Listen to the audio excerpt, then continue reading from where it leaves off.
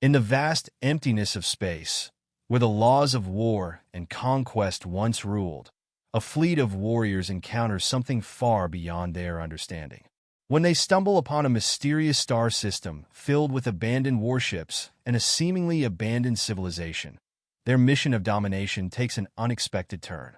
But as they stand on the precipice of unimaginable power, they're confronted by a single enigmatic being who offers them a gift that challenges everything they've known about strength, honor, and survival. What happens when war meets transcendence? And what does it mean to truly conquer? The scene aboard the flagship was thick with tension as the fleet ventured through hyperspace. The vast emptiness of space outside the ship's walls contrasted sharply with the intensity within. Despite the unease, the fleet remained in flawless formation, an unspoken testament to the discipline of every crew member. The stars outside the windows appeared as streaks of light, bending and warping as the ship moved at faster-than-light speeds. The outside world was a blur of light and dust, racing by in an almost hypnotic rhythm as the ship sliced effortlessly through the boundless void of space. Inside the command center, I was positioned at my gunnery console, eyes focused on my task but feeling the weight of the moment. It was one of those rare, reflective moments that arise before battle, where the crew's duties are clear, but the outcome remains uncertain. Looking up from my console, I allowed my gaze to wander, taking in the grandeur of the flagship's interior. The ship was a symbol of power, a vessel crafted for dominance across the stars. At the center of the room were the three war leaders, seated on an elevated platform, overseeing the mission with an air of authority. Admiral Barbati sat in the middle, his tan skin gleaming in the dim light, his polished hooves reflecting the ship's interior lights like metallic accents. He exuded confidence, his posture suggesting both pride and a readiness for the battles that lay ahead. To the left of Barbati sat Ambassador Saran of the Andi, a dignified figure with 8 legs folded neatly in front of him, his calm demeanor almost a counterpoint to the looming sense of danger. On the right side was Master Imiku, the High Warlord of the Ratani people, a seasoned strategist known for his leadership of invasion legions. He looked over his command, his thoughts presumably already on the battle to come. In this moment, the ship, the fleet, and the leaders were united in purpose: exploration and conquest. Our mission was simple, yet incredibly dangerous. Travel through the galaxy, scan new systems for resources, and ensure the Imperium's dominance. The protocol was clear: enter a system, conduct an initial scan, and if necessary, engage in battle. It was a routine operation, but the tension in the air told me that something more awaited us in the stars. Even as we followed the familiar path of exploration, the sense that we were stepping into the unknown lingered in the air, like a storm cloud. The fleet's readiness and precision were unquestionable, but the road ahead was unclear, and that uncertainty hung heavily over the mission as we approached our destination. As we neared our destination, the atmosphere aboard the flagship grew even tenser, a palpable shift that signified the imminent entry into an unknown star system. The navigation officer's voice cut through the quiet hum of the ship's engines, announcing that system entry was imminent. "System entry momentarily, my lords," he said, his tone neutral, but the sharpness in his voice betrayed the significance of the moment. We all knew that the next few moments would determine the course of the mission, and potentially the fate of the fleet. Admiral Barbati's response was swift and direct, a command to prepare the fleet for any eventuality. "Excellent. Prepare hailing frequencies and ready munitions. We won't have another incident like Tail Fewer 3 again," he barked. His words were both a reminder of past missteps and a warning to the crew that nothing would be left to chance this time.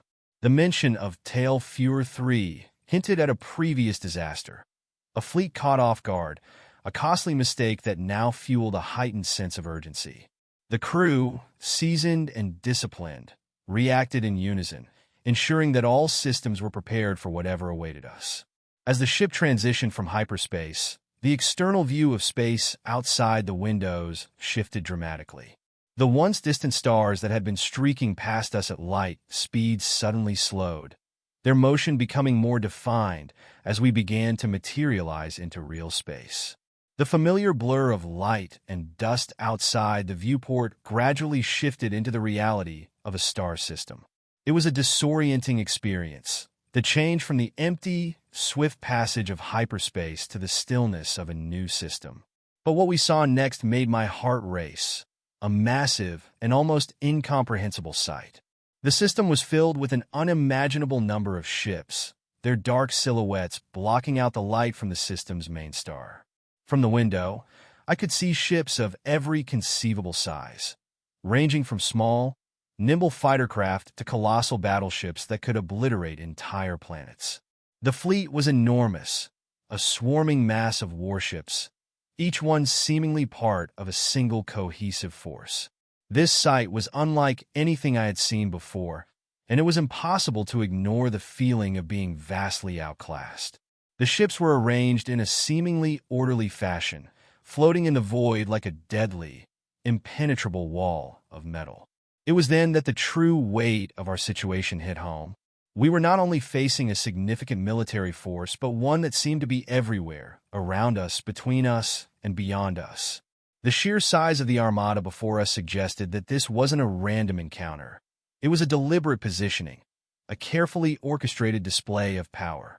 I could almost feel the weight of every ship's weapons, poised to strike at the slightest provocation. It was a force to be reckoned with, and the thought that we were vastly outnumbered sent a chill through me. The feeling of vulnerability, despite our own formidable fleet, was unsettling. Our commander, Admiral Barbati, maintained his composure despite the overwhelming odds. He issued his orders with characteristic resolve. Battle stations, he commanded, his voice steady and commanding. The fleet responded instantly, every ship in the formation aligning to face the massive armada. Shields and weapons were primed, turrets rotating into position, all set for the worst. We were prepared to fight, despite the overwhelming disadvantage. It was a scenario that would test the courage and fortitude of every officer, every soldier, and every crew member. If we are to fight, we will fight with honor, Barbati declared, rallying the crew with a powerful call to arms. There was no hesitation in his voice. Despite the apparent mismatch in strength, we were ready for battle, ready to face whatever threat lay ahead with everything we had. The stage was set for what seemed like an inevitable battle. Yet as the seconds ticked by, something felt off. The expected tension of impending combat, the thrumming anticipation of weapons about to be unleashed, was nowhere to be found. Instead, we sat frozen, our fleet at full readiness, but receiving nothing in return. No threats, no hostile communications, not even the hum of approaching enemy ships. The vast armada that filled the star system did not make a move. In fact, it didn't seem to do anything at all. For a full minute, there was only silence. Silence in space is not a rare thing. It's the absence of sound that defines the void. But this silence was different. It wasn't the natural silence that comes with the emptiness of space, but the unnerving quiet of an unresponsive enemy force. Every officer on the bridge could feel it. The anticipation built, then stagnated into confusion. The enemy ships, which should have been scanning us, hailing us, or preparing their own weapons, remained motionless. This unnatural stillness left us all on edge, a situation that made the possibility of combat feel distant, yet every bit as threatening. I couldn't help but feel the unease spread throughout the flagship. As my eyes moved across the crew at their stations, I saw the same look reflected in every face. The uncertainty of not knowing what was happening or why. There was no immediate threat to face, no calls to arms, but that only made the situation more perplexing. We had encountered countless forces in our time, but never one that was so eerily still. Something wasn't right, but what could it be? I was the one who, unable to bear the tension any longer, spoke up first. My fingers hovered over my console, my eyes scanning readouts, attempting to make sense of the deadlock. Scan Titan-class warship, direct front for weaknesses. I idly muttered to my gunnery crew, trying to break the silence with something to focus on. The crew worked with practiced precision, but there was no immediate action to be had, no enemy movements to track, no firepower to prepare for. It was as though we were preparing for a war that wasn't happening. The readouts on my console seemed to confirm the oddity of the situation. The Titan warship in front of us was labeled as derelict. Its structure, once mighty and indestructible, now lay abandoned, its systems offline and its hull compromised. There were no energy signatures emanating from it, no reactor power to signal its operational status. It didn't make sense. This was a warship, not some forgotten relic of a past era. Yet, it seemed as if this giant vessel was waiting for something that would never come. This wasn't just a derelict. It was a dead ship, floating motionless in space. I turned my attention to another Titan, this time off to the port side. The same eerie reading returned: derelict, no power, no life signs. Again, a perfectly functional warship without any sign of its crew or systems. How could this be? Why would such a colossal force remain abandoned and unmanned in the middle of an active system? Something was deeply wrong, and it wasn't just the absence of movement. It was the unsettling feeling that these ships had been left behind. But for what reason? The complete lack of any reaction from the fleet only deepened the mystery. In any normal encounter, the enemy would have responded by now, either through hailing frequencies or by preparing weapons. But this time, there was only silence. This left us in a state of unease, unsure whether we were walking into a trap, a test, or something far worse. The longer we sat, the more impossible it became to remain still. My finger hovered over the fire button, prepared to act if needed, but still, there was nothing. The calm before the storm was suffocating.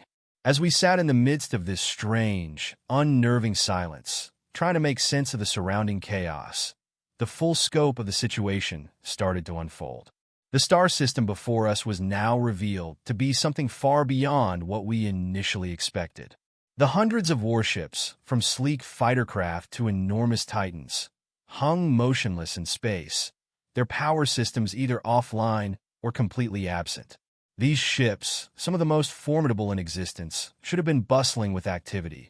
Commands being issued, crews maintaining their posts, weapons on standby. But instead, they were eerily still.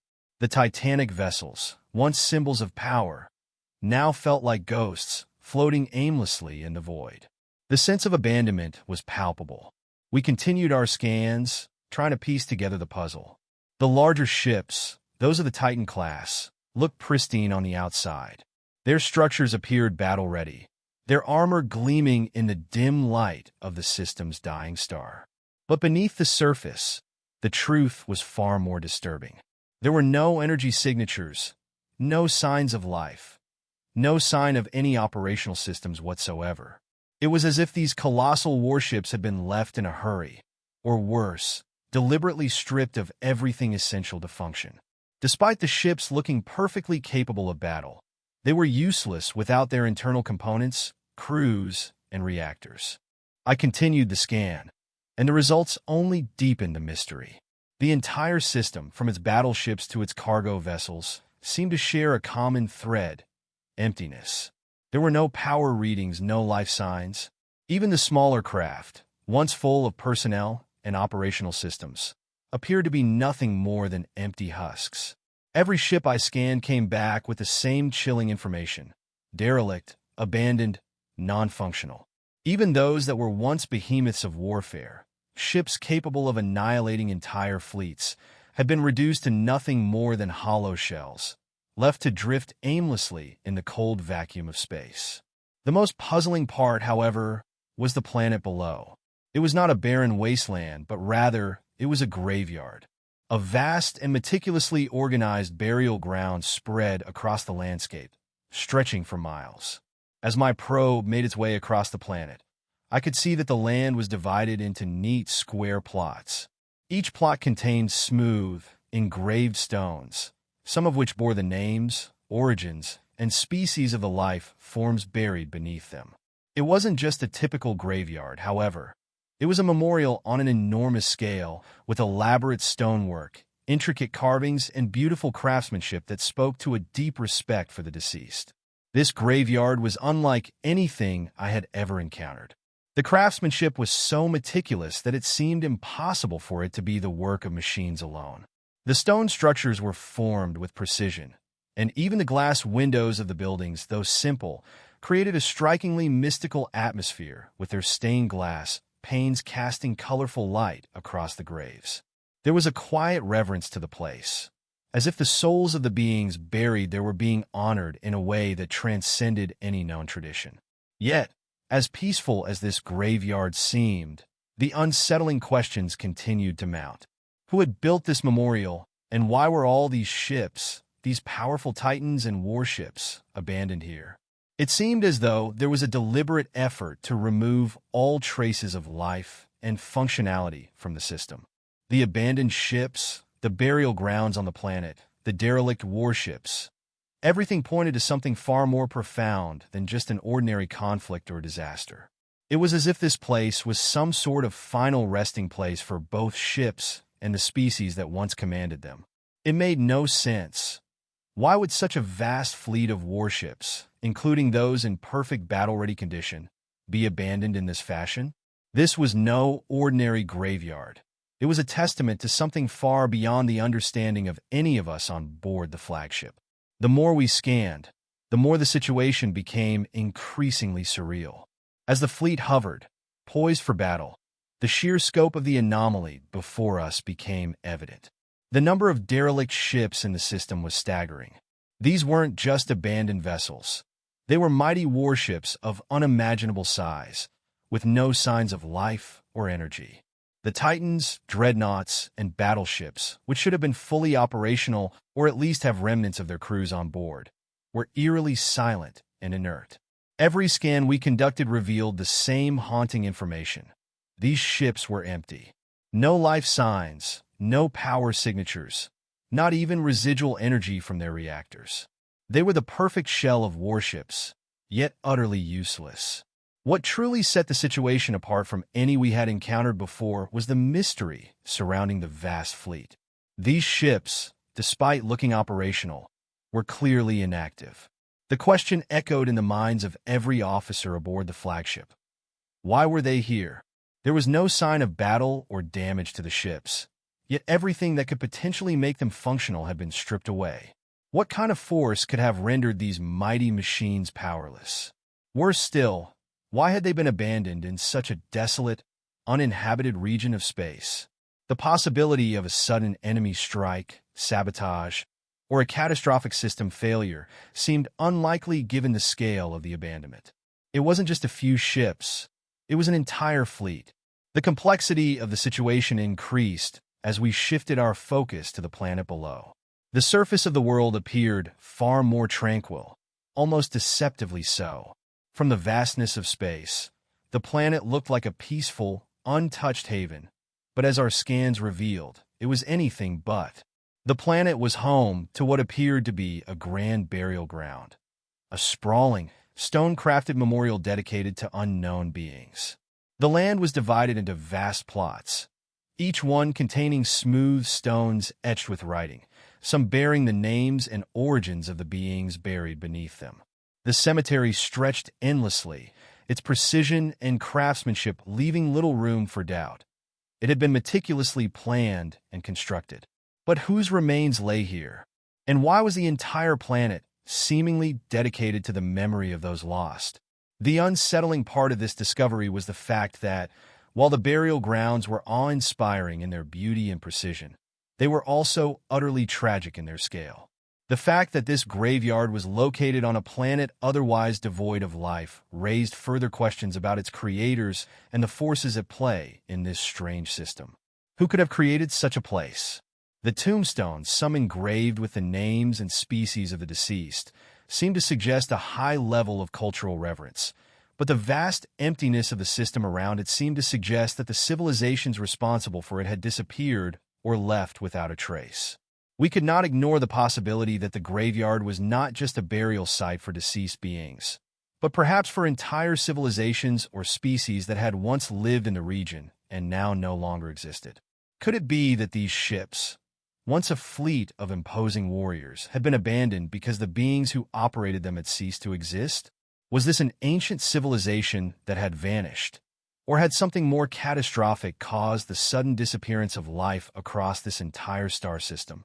As we attempted to make sense of these discoveries, our growing unease became palpable. The eerie quiet in the system, the abandoned ships, and the massive, carefully crafted graveyard on the planet all pointed to an extraordinary mystery.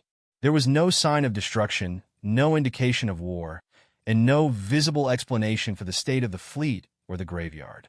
It felt as though we had stumbled upon something much larger and far more ancient than we had anticipated, something that would take more than scans and careful observation to fully understand. This discovery was more than a simple battle or an abandoned fleet. It was a puzzle, a mystery of galactic proportions, and we had only just begun to scratch the surface. As the fleet continued to scan the seemingly abandoned star system, it became clear that something was profoundly wrong. The focus shifted to the large station in orbit around the planet, a superstructure of immense size, where we had detected faint signs of life. This station, like the ships in the system, seemed to have no obvious explanation for its existence. The derelict ships scattered around the system were puzzling enough, but this station hinted that there was still something alive within this otherwise desolate and abandoned region of space. The question on everyone's mind was whether this station would offer any clues to the mystery of the graveyard planet and the derelict fleet. The decision was made to investigate further, and we prepared to send an away team to the station. The tension aboard the flagship was palpable. As we descended into the heart of the station, our first impressions were not of danger, but rather an eerie sense of calm. The structure was a mess of various designs and ship components, making it appear more like a salvage yard than a functional station. It was clear that the station had been built from salvaged ships, its hulls a mix of military-grade technology and civilian machinery. Yet, it was not abandoned. There was life on board. But who, or what, was still here, maintaining this massive structure in such an isolated corner of the galaxy? Upon entering the station, we encountered the unexpected, a single individual, a strange humanoid creature, working tirelessly as a janitor. The being was not only maintaining the station, but appeared completely at ease with its surroundings. This individual, a pale-skinned, humanoid figure, seemed unperturbed by our sudden presence. The first interaction was jarring.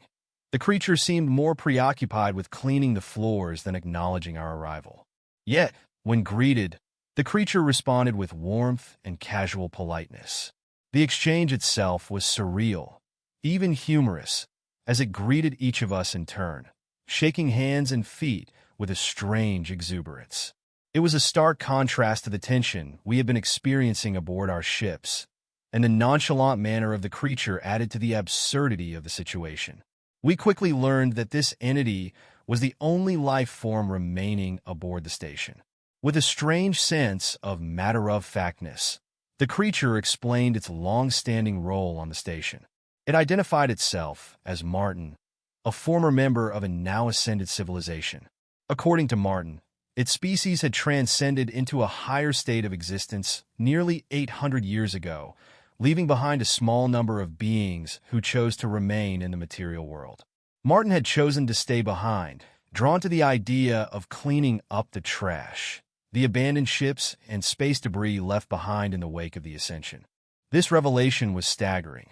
Martin's species had seemingly ascended to a higher plane of existence, leaving behind their former vessels and technology to decay. Yet, unlike the other ascended beings, Martin remained behind to maintain this place and continue its work. This revelation introduced a profound new layer to the mystery. It seemed that Martin was more than just a janitor.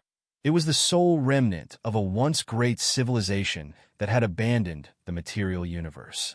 The casualness with which Martin spoke about its species' ascension only added to the uncanny atmosphere. It was as if the civilization's departure was nothing more than an afterthought, a decision that had not been given much weight. The idea that a species could transcend existence so easily, leaving behind this vast scrapyard of warships and technology, was mind-boggling. It raised further questions about the nature of existence and ascension. Why would an entire civilization choose to leave its material legacy behind? What did they see in transcending the physical world that made the accumulation of power and technology meaningless? These questions seemed to go unanswered as Martin cheerfully went about its task, almost oblivious to the implications of its civilization's actions. Yet, as Martin continued its work, it began to offer a key insight into the situation. The station and the surrounding scrapyard, along with the enormous fleet of derelict ships, were part of an ongoing process of dismantling and repurposing older, outdated vessels. According to Martin, this process was a necessary part of maintaining the balance of the universe. The abandoned ships were stripped for parts, their materials repurposed to build new ships or create new technologies. The sheer scale of this operation suggested that, despite the disappearance of their creators, the civilization's legacy continued to impact the galaxy in subtle ways. These ships, once symbols of military might, had become nothing more than raw materials in a cosmic recycling program. But the most perplexing question remained. Why were these warships and technologies abandoned in the first place? In the midst of this chaotic and surreal situation, one final element of the mystery unfolded. Martin, in its laid-back manner, offered us something that would have been considered a priceless treasure to most civilizations: a fully functional Titan-class warship. Martin's generosity in giving us access to such a powerful vessel was almost comical, as it simply handed over access keys as though it was offering us a ride in a public shuttle. The contrast between Martin's carefree attitude and the destructive power contained within the warship was jarring. We had stumbled upon something truly bizarre: an abandoned fleet of godlike ships, a planet full of strange burial sites, and a lone janitor who had once been part of a transcended civilization. It was a situation that defied explanation, leaving us all struggling to make sense of what we had uncovered in the cold depths of space. As the mystery deepened, we were confronted with a revelation that turned everything we had known about the galaxy on its head. The encounter with Martin, the lone caretaker of the station, led to a profound understanding of the history of the galaxy and the beings who had once dominated it. Martin's species had transcended physical existence, achieved a form of ascension that took them out of the material world and into an entirely different realm of being. The gravity of this idea was hard to process, especially for a crew that had spent their lives immersed in a universe governed by war, power, and the conquest of new territories. Martin's candid explanation of its species' ascension was shocking. The civilization had, over the course of centuries, grown disillusioned with the physical universe, ultimately choosing to shed their material forms and ascend to a higher state of existence. According to Martin, this decision had not been taken lightly, but rather as a logical step in their evolution.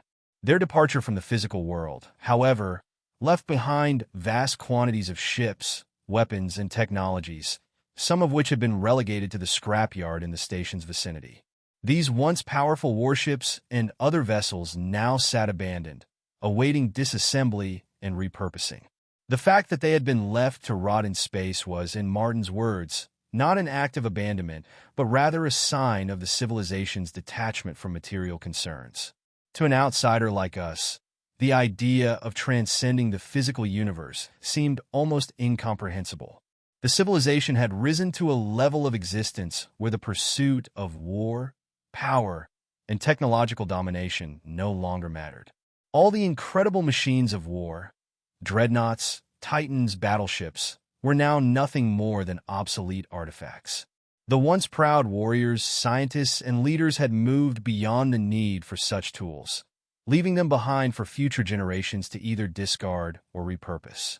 Martin, having chosen not to follow its species into the next stage of existence, was left to oversee the operation, cleaning up the trash of a former age.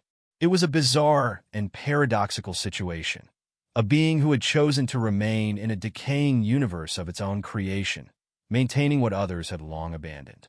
This revelation about ascension and the detachment from the physical universe presented a deeply philosophical question. What did it mean for a species to transcend existence? For us, The idea of transcending seemed almost impossible. Everything we knew about the universe revolved around the tangible, the material, and the fight for dominance. To hear Martin explain that its people had voluntarily left the material realm, finding it boring, was an unsettling but thought-provoking notion. Was existence truly better without the burdens of the physical world? Could there be something greater beyond war and power struggles? Or was this just the inevitable fate of any highly advanced civilization, to eventually grow weary of their own creations and move on to something beyond their comprehension? As the conversation with Martin continued, it became clear that the beings who had transcended had little interest in their old universe.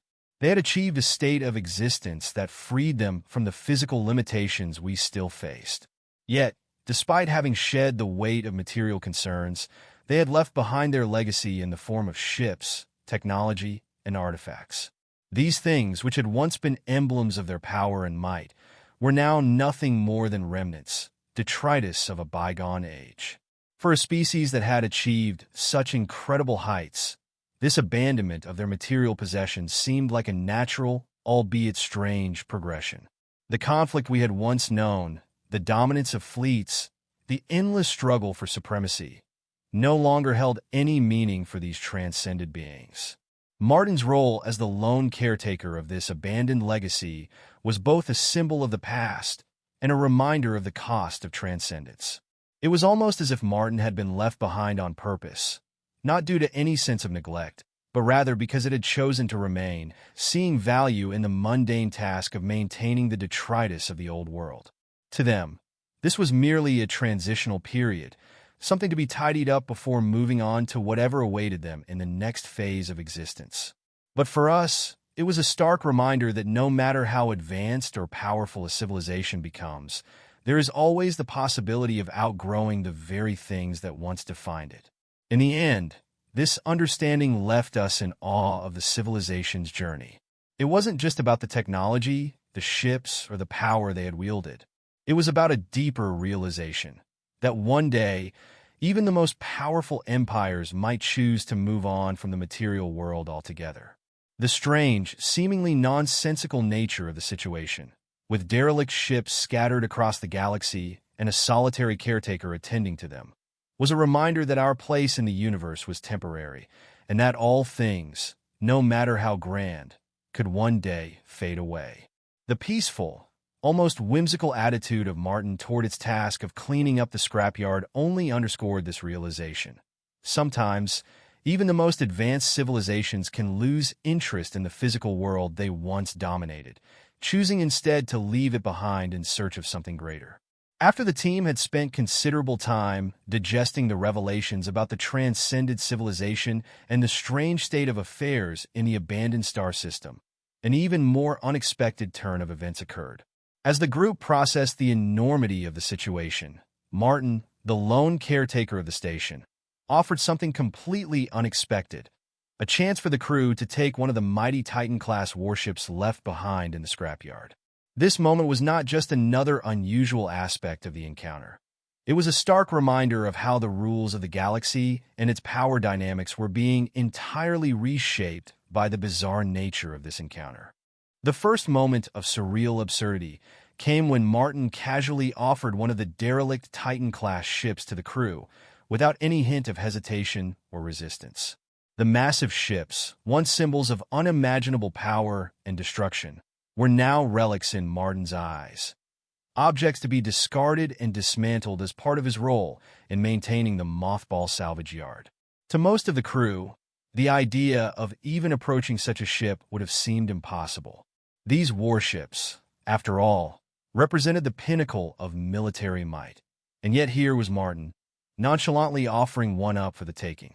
For the crew, especially those accustomed to the harsh realities of military conquest, the offer seemed absurd. Could it really be that simple to take one of these ships? Had we, in the face of such immense technological power, become so detached from the notion of conquest that it was now offered as a casual gesture? What followed next was equally unexpected. Martin, with his calm demeanor, even handed over access key cards to the ship. This moment struck an almost surreal chord with the crew. Here we were, an intergalactic war fleet on the brink of facing a mysterious and potentially dangerous force, only to be offered a fully operational warship as if it were a simple gift. This was not just an offer of technology or a piece of valuable military equipment. It was a reflection of the complete dissonance between the state of the universe as we understood it and the new reality represented by Martin. He treated this offer with such casualness that it almost defied belief. The significance of this offer goes far beyond just the physical acquisition of a powerful warship. It was, in essence, a reflection of the philosophy that had underpinned the ascension of Martin's species. To them, power, war, and military dominance were not sacred. They were tools of a bygone era. The species that once used these ships to dominate the stars had moved on to something greater, something that transcended the need for conflict and material possessions. For Martin, the ships were no longer worth maintaining, nor were they symbols of any greater value. Instead, they were just objects to be given away, disassembled, or repurposed. It was a testament to how deeply the transcendence of Martin's species had reshaped the understanding of value and power in the galaxy. The impact of Martin's offer on the crew was profound. It caused a shift in perspective, particularly for those like Admiral Burberry and Ambassador Saran, who had spent much of their lives in a universe where war was a constant and military might define one's position in the cosmos. To be offered such power without any sense of negotiation, conquest, or sacrifice was disorienting. The entire idea of taking a ship or gaining power shifted. The reality of the galaxy they had known, where wars were fought for dominance, for resources, and for control, was crumbling before their eyes. Here, in front of them, was a being who had transcended that entire mindset and had no use for the very ships that had once defined civilization. This moment, in many ways, represents the final revelation about the nature of the civilization that had ascended. It was not just that they had moved beyond the physical realm. It was that they had completely discarded the importance of the very things that the Empire and its warriors fought for. Power, war, and conquest had lost all meaning to them. And in that moment, as Martin handed over the keys to the Titan-class ship, he showed us just how far removed his species was from the universe we still inhabited. The war fleet, still hungry for conquest and victory, found itself at a crossroads, caught between a universe where strength was everything and a galaxy where that strength had become meaningless. In the end, Martin's offer and the calm nonchalance with which it was made forced the crew to confront their own motivations and desires. It was a challenge, albeit an unspoken one, to reconsider what truly mattered in the grand scheme of things. Were we still chasing after the same old goals of dominance and conquest? Or were we, like Martin's species, on the verge of realizing that there might be something more, something beyond the boundaries of the material universe? The question lingered, and the crew's silence in response to Martin's offer underscored the enormity of the shift that had just occurred.